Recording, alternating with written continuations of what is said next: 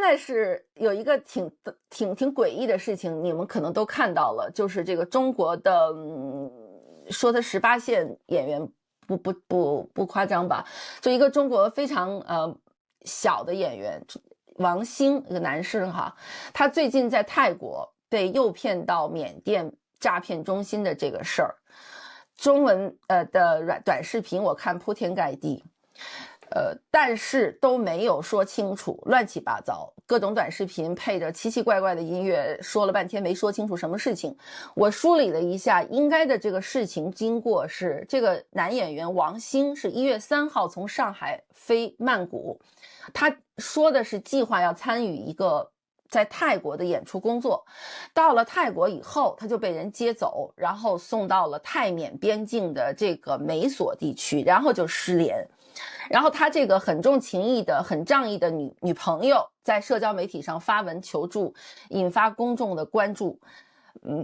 这些公众的关注呢是非常大，包括像演员张艺兴歌手张艺兴、演员秦岚这些中国的这些顶流吧，都在微博上赶紧转发。所以这个1月5号王兴的女朋友在微博上发的就是要借助网络力量放大声音的这个救中国小演员的事情，就成了这2天最大的新闻。那么结果信息发出来以后，7号王兴就在缅甸的一处诈骗中心被解救，据现在发布的消息哈。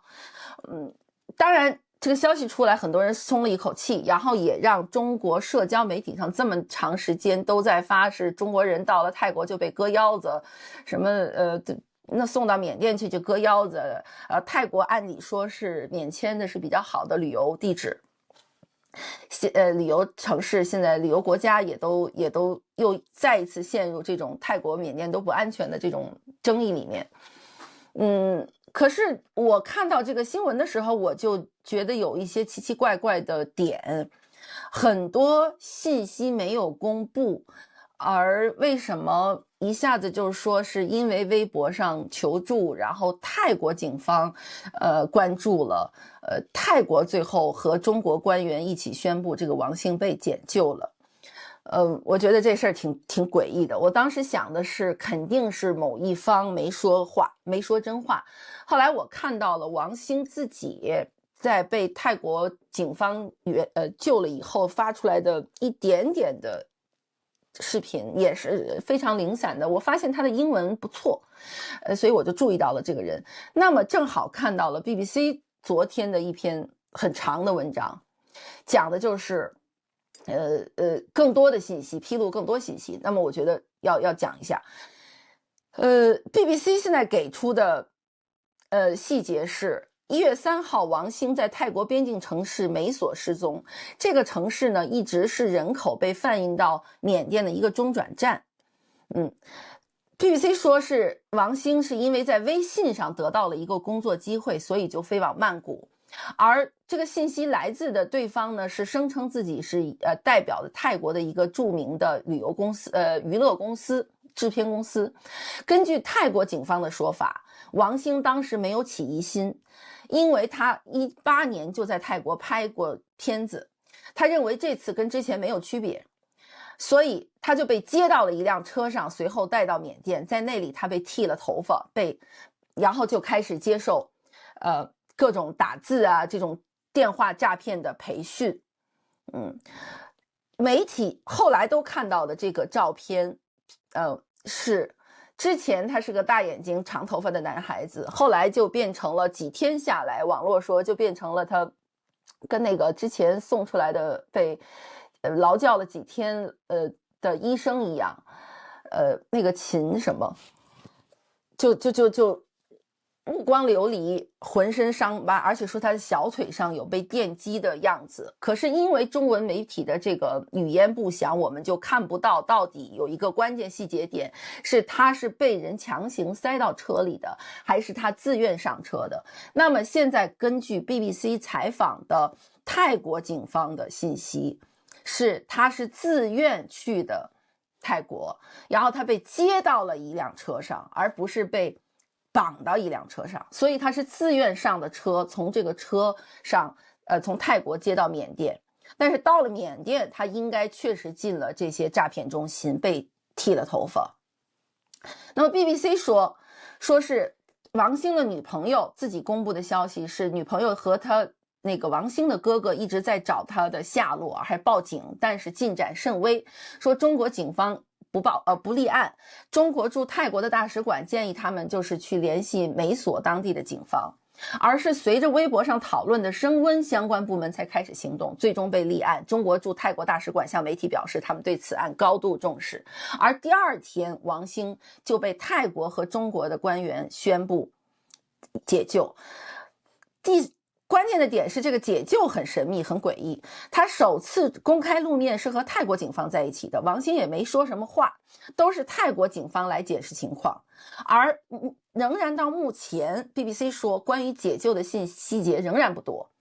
泰国官员中国也好，泰国官员也好，甚至都没有透露他是被关押在哪个诈骗中心。同时各种矛盾的版本信息就开始传播。那么 BBC 采到了一个匿名知情人士，说这些诈骗中心不希望引起公众的注意，因此放人是最好的选择，而不是冒着整个行动暴露的风险。然后问题就又来了，那么现在如果泰国和缅甸都知道在泰国有这个所谓这个泰缅边界有所谓的诈骗产业的话，那么尽管2023年中国和缅甸的民族武装组织联合行动试图关闭这个缅甸坦邦的诈骗中心，但这些犯罪行动仍然在扩展，而且深入到更偏远的地区。那么这个泰缅边境的这个苗瓦底地区就是国际诈骗的主要中心，而这些诈骗中心是跟当地的武装力量合作的，不断在扩大规模。但泰国现在说泰国人没有参与王兴的贩卖案，而王兴被解救以后，泰国警方又透露说王兴甚至还说泰国是安全的，王兴以后还要来泰国。就是这个事件呢涉及了三方吧，泰方、中方、缅方。可是缅甸现在没说话，缅甸是绑人的。滇缅边境这个滇缅泰边境这个地方是一直很危险的，一直有这种割腰子的事情。可是这么长时间也没有真正的彻查，而这次微博一喊就给放了，就太多诡异的点。还有我刚才说的一个关键的点，现在国内媒体说的全是他的女朋友多么仗义，说微博上一喊就迅速解救，好像又要把这个一个比较诡异的新闻事情变成一个迅速解救，然后中泰友好的这么一个点。当然泰国总理自己都出面了，泰国方面也出来了，也表现了，前天喊后天就放人，可是中间有很多细节一直到现在都没有披露。一个是这个救援的速度和秘密行动，案件从曝光到解救虽然用了两三天的时间，可是让人很兴奋的同时又觉得太迅速了。一般来说这种跨境绑人、跨境救人的这种案件的复杂程序和所花的时间都要远长于这个。前天微博上喊，后天就救了人，这个迅速的效率比较罕见。二，救援方面，这个营救行动的具体细节完全是模糊的，泰国警方也没有公开诈骗中心的位置，甚至连涉及双方协议的可能性和这个都到底说了什么也不知道，所以有可能反正不知道哪个方面是出头做了内部交易的，甚至我在猜想应该是缅甸当局和泰国当局都知道是地方的武装组织做的诈骗中心，一般不管，但这次中国这边事情喊大了，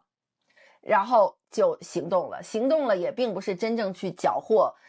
这个诈骗中心，而只是把他们绑的哪个人到那儿定点给救出来，那就说明这个信息是通畅的，就是诈骗中心绑了多少人，什么人在里面工作，信息是通畅的，那救不救人其实都不是这个军方要下去，而因为这个诈骗中心就是军方在控制的，所以有可能有很多幕后交易，我们也不知道。中间暴露的第二个问题就是信息封锁和对外宣传。中国官方一直强调高度重视，但从来没给具体细节。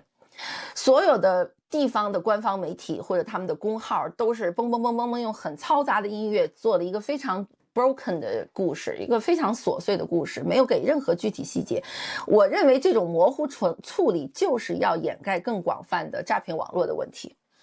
以免引起进一步的焦虑。